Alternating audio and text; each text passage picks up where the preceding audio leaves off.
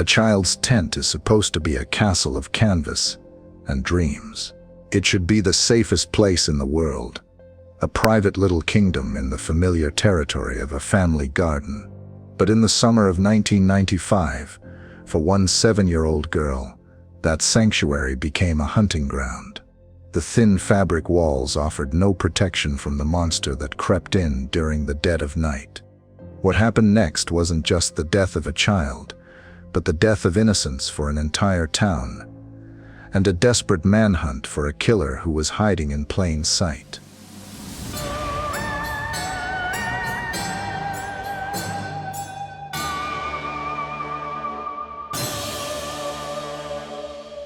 In the quiet seaside resort of Llandudno, North Wales, a place where families came for sunshine and sandcastles, a crime of unimaginable brutality was about to unfold.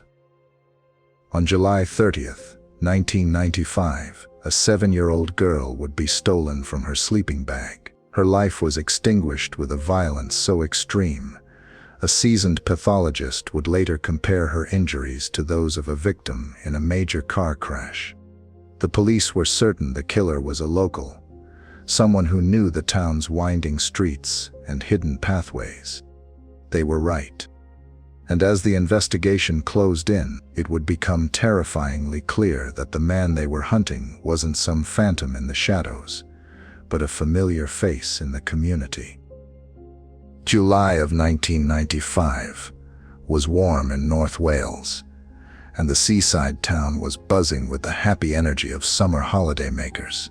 For the Hook family, visiting from Cheshire, it was a time for celebration. 7-year-old Sophie Hook, described by her mother as a vivacious, fun-loving, extremely popular, beautiful, intelligent child, was there with her family to celebrate her cousin's 9th birthday. Sophie was a bright spark, a girl full of life, cherished by her parents, Julie and Chris, and her older sister. The big thrill of the birthday party was a camping adventure. For a kid, what's better than the excitement of sleeping outdoors, even if it's just in the back garden? A brand new tent, a birthday present for Sophie's cousin, was pitched on her uncle's lawn. It was a perfect summer evening.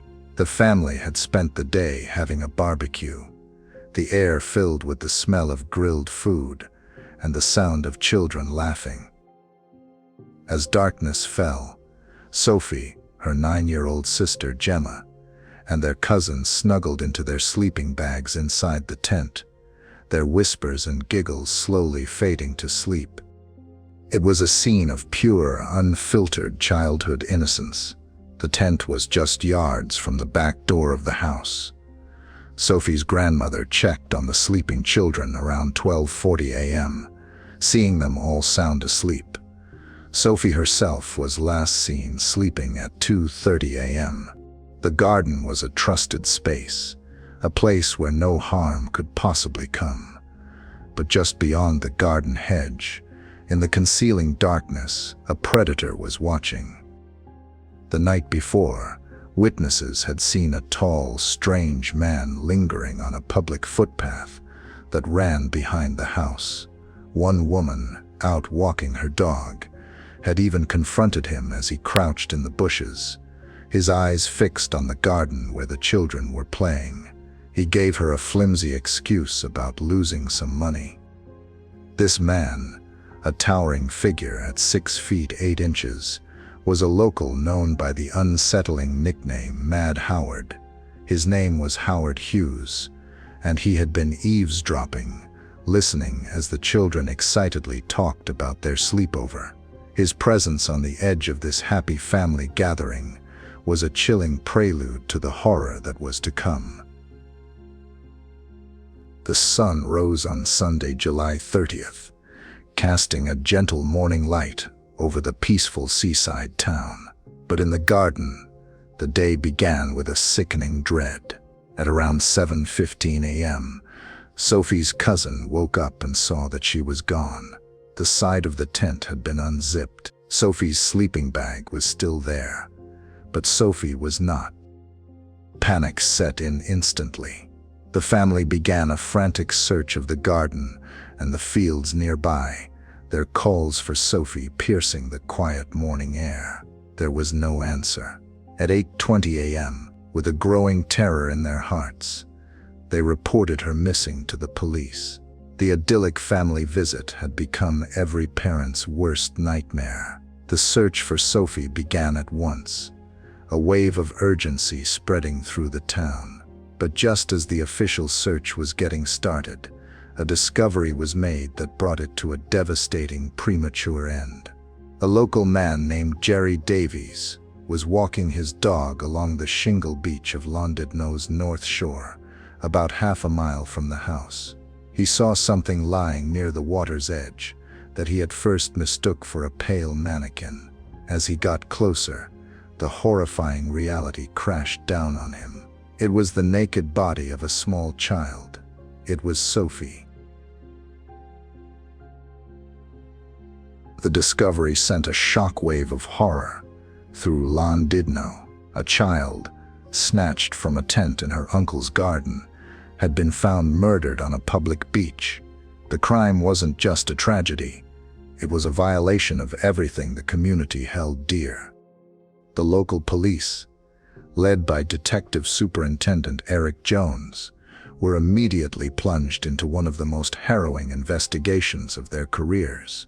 Jones, a 25-year veteran, described the scene as horrifying, the worst he had ever encountered. He made a public vow: whoever was responsible for this crime is a very dangerous man, a brute who must be caught quickly. An autopsy would reveal a horror that's hard to even imagine. Sophie had been subjected to a brutal sexual assault and had suffered extensive physical trauma. The pathologist found broken bones and severe internal bruising injuries so severe they were comparable to those seen in high-speed car accidents. The pain she endured was so intense that she had bitten down hard on her own tongue and lip. Her cause of death was strangulation, a final, brutal act that had lasted for up to 3 minutes. The killer had then thrown her body into the sea, likely a cold, calculated attempt to wash away any forensic evidence that might link him to the crime. With the horrific discovery of Sophie's body, a massive manhunt was launched. From the very beginning, the North Wales police were convinced the killer wasn't a stranger to Llandudno. The sheer audacity of the abduction, the knowledge of the local area needed to move from the garden to the beach without being seen, it all pointed to someone who knew the town inside and out. The investigation immediately focused on the local community, with police going house to house, searching homes within a few hundred yards of where Sophie's body was found. Police appealed to the public for information, specifically asking for help finding Sophie's missing pink and white Winnie the Pooh nightdress and her socks. They knew these items could be crucial, but as the investigation ramped up, the town was gripped by fear. The holiday atmosphere evaporated, replaced by a sense of dread you could almost taste. Parents held their children tighter, scanning the faces of strangers, wondering if a monster was walking among them. It didn't take long for one name to start whispering through the town: Howard Hughes. At 31, Hughes was a well-known figure, but for all the wrong reasons. Standing at an imposing 6'8", he was hard to miss. He was an unemployed gardener with a long, disturbing history of violence and sexual deviancy. The local kids had nicknamed him Mad Howard, a testament to his erratic and frightening behavior. Hughes's criminal record was long. By 19, he already had 17 convictions for everything from assault and burglary to possessing weapons. Even more alarming, he had been linked to a series of sexual attacks on children, but those cases never made it to court. Sometimes there wasn't enough evidence. Other times, the victims' parents decided not to proceed, wanting to spare their children the trauma of a trial. Just the day before Sophie's murder, Hughes had reportedly tried to abduct another 6-year-old girl who managed to get away and run to her grandmother. He was a predator who had been allowed to operate in the shadows, his escalating behavior never quite triggering the consequences that might have saved a life. Police arrested Hughes at 3:50 p.m. on the same day Sophie's body was discovered. He was taken to the police station for questioning. The lead investigator, Detective Superintendent Eric Jones, knew he was dealing with a dangerous man. The pressure was on to get a confession and find concrete evidence. But the investigation hit a brick wall. Hughes denied everything. And despite the police's strong suspicions, they had a huge problem: a complete lack of forensic evidence. The killer's decision to put Sophie's body in the sea had been cruelly effective. The salt water had washed away any potential DNA, fibers, or other traces that could have tied Hughes to the crime. After 4 days of intense questioning, the Crown Prosecution Service decided there simply wasn't enough evidence to charge Howard Hughes with murder. On August 3, 1995, to the shock and horror of the community, Howard Hughes was released from custody. The man everyone believed was a child killer was, for one terrifying moment, a free man. The investigation into Sophie Hook's murder really shows how crucial a community's vigilance can be in bringing a killer to justice. The witness testimonies in this case were absolutely pivotal. If you're following this story, please consider subscribing to the channel and hitting the notification bell. We go deep into these cases to understand not just the crime, but the complex and often frustrating investigation that follows. The release of Howard Hughes sent a fresh wave of fear through Llandudno. The police were in a tough spot. They were sure they had their man. But being sure doesn't get you a conviction. In a court of law, you need evidence. And the most powerful evidence of all, forensics, was completely missing. The sea had been the killer's accomplice, erasing the tiny clues that so often seal a murderer's fate. The police had Sophie's body, which told the horrific story of her last moments, but it offered no physical link to her attacker. They had a prime suspect with a deeply disturbing past, but his past crimes, which had been allowed to slide, weren't enough to charge him with this murder. The entire case was hanging by a thread. It looked like the monster who had crept into that garden might just get away with it. But the police had one last card to play. When they had first arrested Hughes, they had seized his personal belongings, including his computer. The analysis was still ongoing when he was released. Then, just hours after Hughes walked out of the police station, the forensics team found what they were looking for. Not on Sophie's body, but on his computer. They discovered a collection of indecent images of children. This discovery was the lifeline the investigation desperately needed. It didn't prove he'd murdered Sophie, but it proved he was a predatory pedophile, and it gave the police the legal grounds they needed to bring him back into custody. Within 7 hours of his release, Howard Hughes was rearrested. This time they weren't letting him go. Armed with the evidence from his computer and a renewed sense of purpose, they charged him with the kidnap, rape, and murder of Sophie Hook. With Hughes now securely behind bars awaiting trial, the prosecution team knew they had an uphill battle. How do you build a case for murder without a single piece of forensic evidence linking your suspect to the victim? Their entire case would have to rest on something else. The words of those who knew Hughes and those who saw him in the hours around the crime. The trial would become a test of the power of witness testimony against the cold, hard absence of scientific proof. The prosecution started piecing together a timeline of Hughes's actions. They re-interviewed the witnesses who'd seen him lurking by the footpath behind Sophie's uncle's house. The woman who had confronted him, crouching in the bushes, became a key witness, her account painting a chilling picture of a man who wasn't just passing by, but actively stalking the children in the garden. The police also dug deeper into Hughes's background, talking to people who had known him for years. A disturbing pattern emerged, one that had been building for a long time. They discovered he had a history of peering into the dormitory of an all-girls boarding school and had been known to loiter under a footbridge to look up girls' skirts. These weren't the actions of some harmless eccentric. They were the calculated behaviors of a sexual predator. The prosecution's case was taking shape, but it was still circumstantial. They needed something more, something that would directly connect Hughes to the events of that terrible night. They were about to get it from three of the most unlikely and crucial witnesses imaginable. The trial of Howard Hughes began at Chester Crown Court on June 24, 1996. The courtroom was tense, the air thick with anticipation. The prosecution laid out its case, admitting right away that there was no forensic evidence.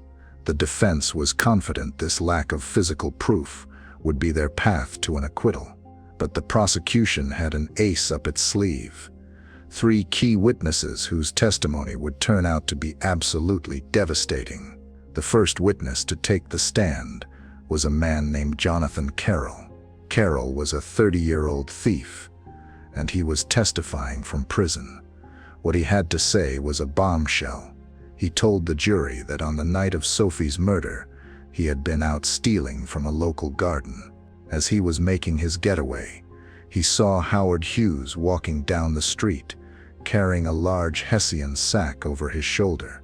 Carroll said he caught a glimpse of what was inside. He told the court with chilling certainty that it looked like a naked human body. Carroll's testimony was incredibly powerful, but it came at a price. To provide this crucial piece of the puzzle, he had to admit to his own crime, effectively incriminating himself. It was a brave decision that gave his account a huge amount of credibility. The jury was now looking at a witness who had placed Hughes on the streets of Llandudno on the night of the murder, carrying what was almost certainly Sophie's body. The second key witness was another convicted criminal, Michael Guidi. Guidi was a convicted child sex offender who had known Howard Hughes for years. He told the court about a disturbing conversation he'd had with Hughes some years before. Guidi testified that Hughes had boasted to him that he wanted to rape a girl of 4 or 5. This testimony painted a dark picture of Hughes's mindset, revealing a long-held, twisted fantasy that mirrored the very crime he was accused of. But the most damning testimony was still to come. The final key witness for the prosecution was the person who knew Howard Hughes better than anyone, his own father, Gerald Hughes. Taking the stand against his own son must have been agonizing. Gerald told the jury that shortly after his son had been arrested, he had visited him at the police station. It was there, he said, that his son confessed to the murder. Howard Hughes had looked at his father and admitted the unthinkable. Although Hughes himself would always deny that this confession ever happened, the testimony from his own father was a devastating blow to the defense. One by one, these witnesses built a cage of words around Howard Hughes. They had people who saw him stalking the children. They had a man who saw him carrying a body on the night of the murder. They had a man who could speak to his depraved fantasies. And most powerfully, they had his own father testifying to a direct confession. The jury also heard the harrowing details from the post-mortem exam. The pathologist described the brutal injuries Sophie had sustained, the broken bones, the internal bleeding, the evidence of a prolonged, terrifying struggle. The horror of the crime, combined with the powerful witness testimonies, left little room for doubt. The lack of forensics, which once seemed like the defense's greatest strength, now felt almost irrelevant. The monster in the garden had been cornered. not by a strand of hair or a drop of blood, but by the words of those who had seen the truth. The legal proceedings in the Sophie Hook case really highlight the critical role that witness testimony can play, especially when there's no forensic evidence. These stories are a vital part of true crime analysis. If you appreciate this kind of detailed storytelling, please leave a comment below and let us know your thoughts on the case. Your engagement helps our community grow and helps us choose our next case. On July 18th, 1996, after a trial that had gripped the nation, the jury returned its verdict. Howard Hughes was found guilty on all 3 charges: the abduction, rape, and murder of 7-year-old Sophie Hook. The courtroom was silent as the verdict was read. For Sophie's family, it was a moment of justice, but it could never be a moment of peace. Nothing could bring their daughter back. The sentencing judge, Mr. Justice Curtis, looked directly at Howard Hughes as he delivered his final words, his voice filled with a cold fury. "You are a fiend," he said. "Your crime is every parent's worst nightmare come to pass. No girl is or ever will be safe from you." He sentenced Hughes to 3 life sentences and made a rare recommendation to the Home Secretary that Howard Hughes should never ever be released from prison.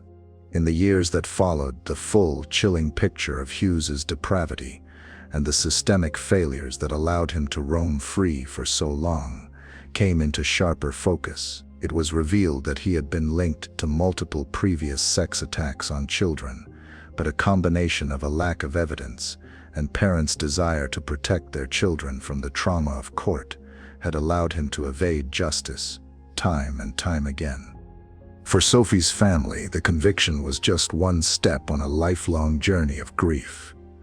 Her mother, Julie Hook, spoke of the devastating impact the murder had on their family, saying they had been utterly ripped apart.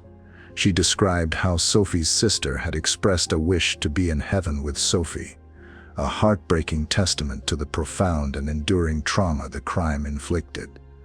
The guilt and the what-ifs would haunt them forever.